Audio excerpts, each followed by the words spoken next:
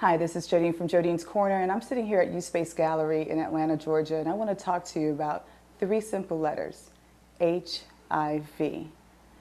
These letters are quite personal to me because it's one of the leading causes of death for Black women, specifically in my age group, even those that are in monogamous relationships.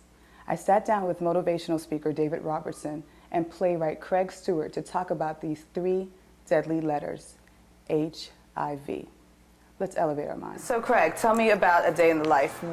It's a play that you had here in Atlanta. What was the subject matter about that? The subject matter for A Day in the Life is HIV and AIDS. I wrote it back in 2002, and it's a dramatic comedy, but it brings awareness to HIV and AIDS in the African American community. And the story is told from the perspective of 6 gay characters.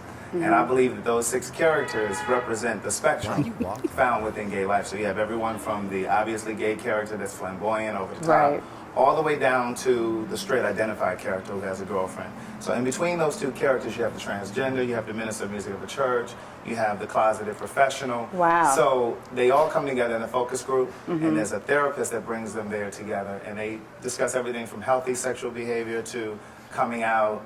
And as a result of having this dialogue in this focus group, each character has an epiphanal moment, and we flash back to a day in their life.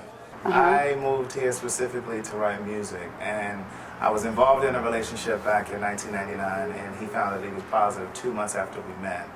And it just changed, that relationship changed the trajectory of my life. Yes. It truly is a Black disease, and we are losing this battle because we're not discussing it, we're not talking about it. And in my opinion, I think there are quite a few churches that are now talking about it.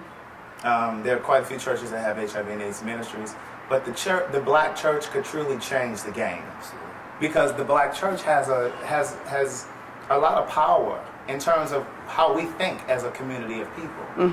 And so if they really start having honest conversations and dialogues about sexuality and HIV and AIDS, then we could really start to see a change. Another thing too, as I said before, Black women a lot of times think that if they can eliminate the notion that they're dealing with a man that's on the DL or that's bisexual or da-da-da, and part of it is because of the media, the way it's been portrayed and these fear tactics.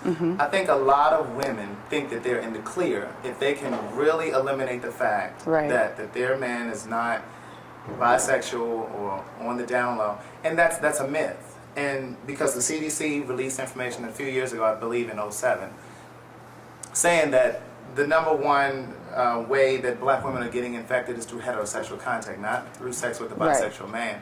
So a lot of women Black women who are single, and what's also perpetuated in the media is there's a lack of Black men, good Black men. So you have a lot of Black women that are dealing with men that they know are cheating, but they stay with them because there's a shortage of men. Or they stay with the man because he's paying the bills. Or they dealing with men who have 2 and 3 and 4 and 5, sometimes different babies' mamas. So we have to really be honest about this conversation, because it's not just men on the DL that are infecting Black women. So we really have to have an honest conversation, and that's what I was saying that we're not doing in the Black community, and that's why our numbers are rising. We are strong people, and we come from a strong people, and we come from people that survived slavery. We come from a people that came through civil rights and Jim Crow. And it would be so disappointing if we allowed HIV or AIDS be the vehicle that just takes us out.